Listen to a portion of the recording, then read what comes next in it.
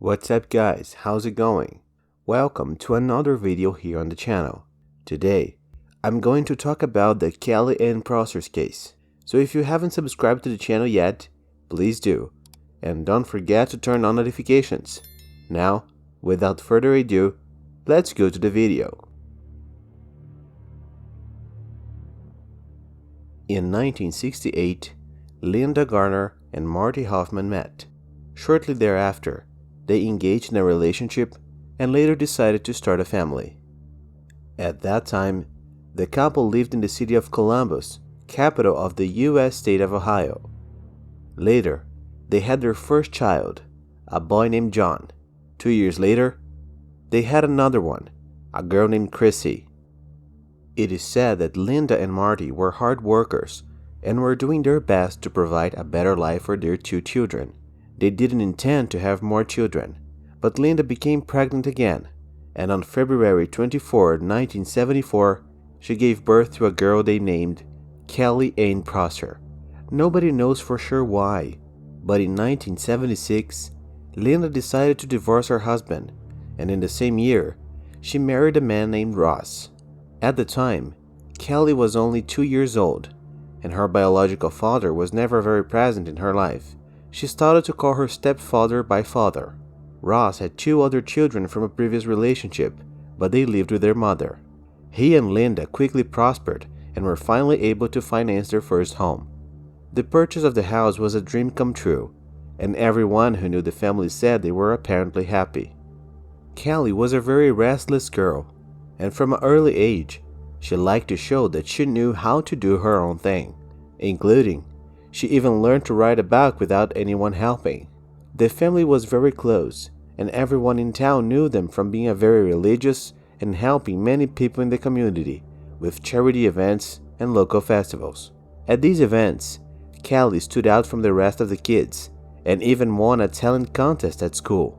At just 7 years old, she participated in a costume contest and won first place by dressing up as a ladybug, an outfit that she made herself with the help of her mother. We can say that Kelly would have a promising future. She was a beautiful girl, very active, intelligent, and extremely independent. However, she was the victim of a crime that became one of the most famous cases in the state of Ohio, a case that took almost 4 decades to be solved. On September 20, 1982, Kelly woke up to go to another day of school. She wore jeans and a floral top. After hugging her mom goodbye, Kelly started walking toward Indianola Elementary School.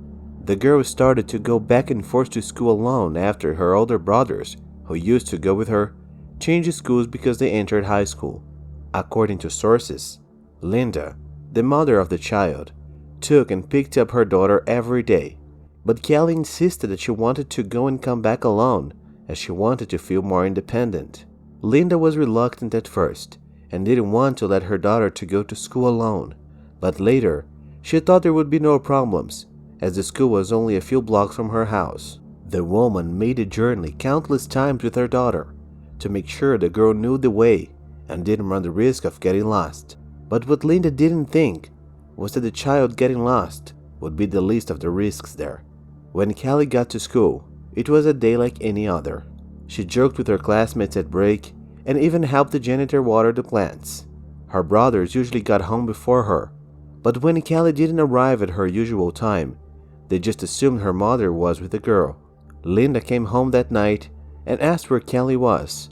Everyone was confused, as they believed the girl would be with her mother, and Linda thought she would be at home with her brothers. Something was wrong. Linda stopped for a few seconds and left desperately, with Ross looking for her daughter. Around 6 p.m., after not finding her, she decided to call the police. A team arrived at the family home before 8 p.m., and together with neighbors, friends, and relatives, they began the search.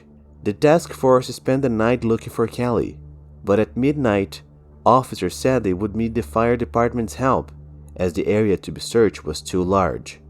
As Linda watched them all leave, her heart sank deeper and deeper.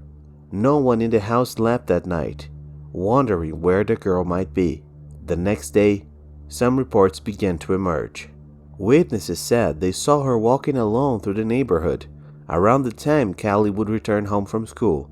The family and the police began to be flooded with statements and sightings of the girl, many of them false, and even so, the investigators never discarded any information.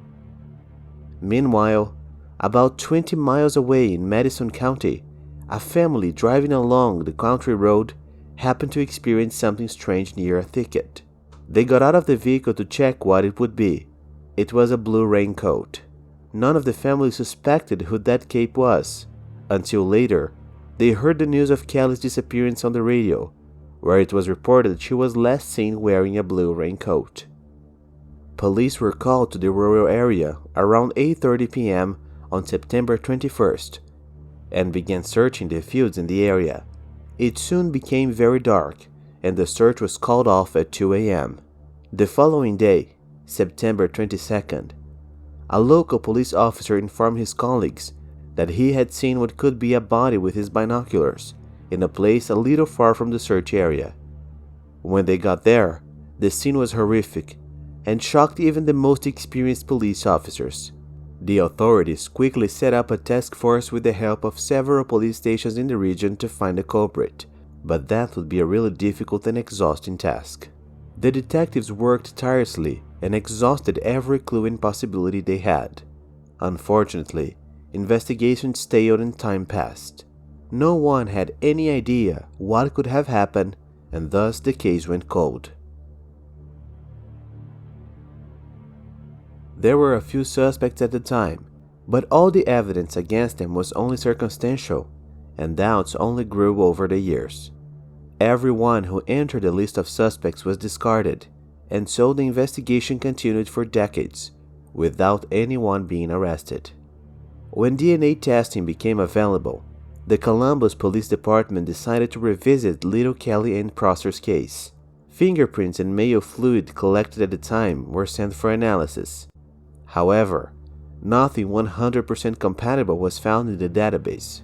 This is because, until the beginning of the year 2000, the police DNA database was very small and only contained samples from convicts and ex-convicts. The genetic match even pointed to 5 possible suspects, nothing too certain.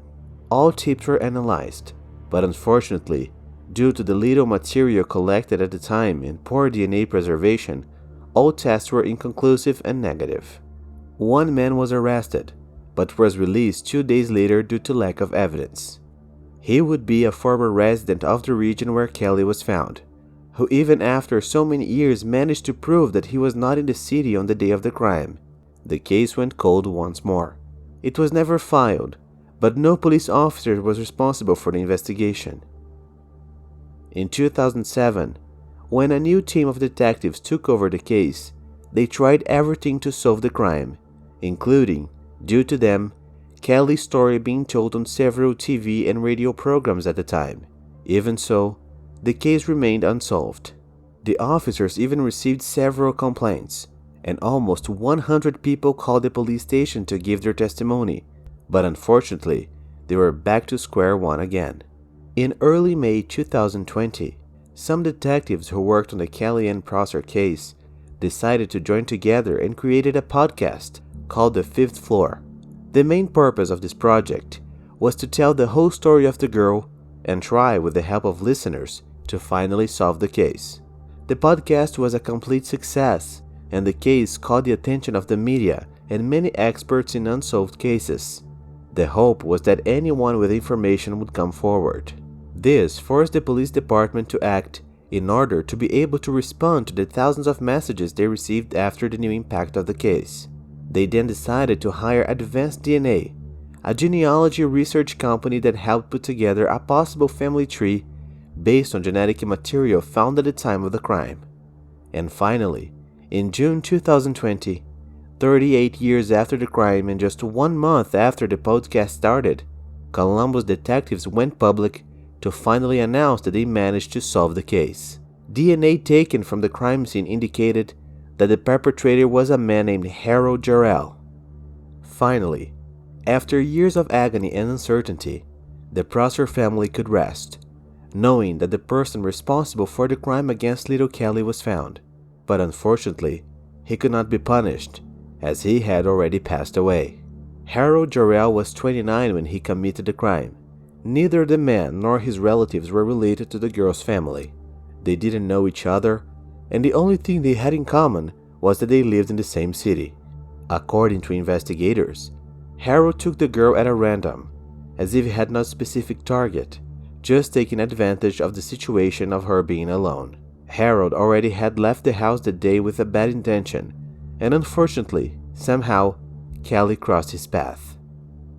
According to police, the man was not even considered a potential suspect in 1982, despite having a criminal record.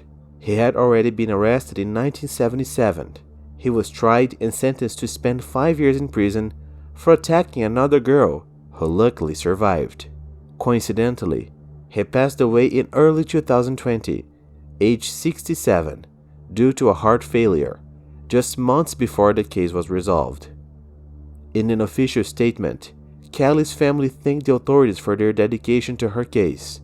They also said that although they are relieved that the case was finally resolved, they are also frustrated that it took so long, mainly because the culprit never paid for what he did.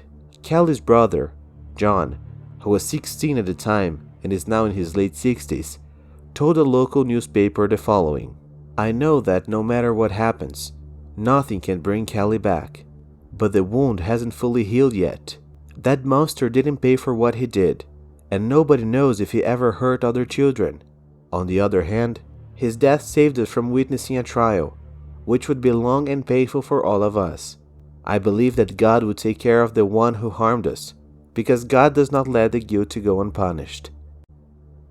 The 1982 crime against Kelly Ann Prosser in Columbus, Ohio, deeply affected everyone in the area, as well as the detectives working the case.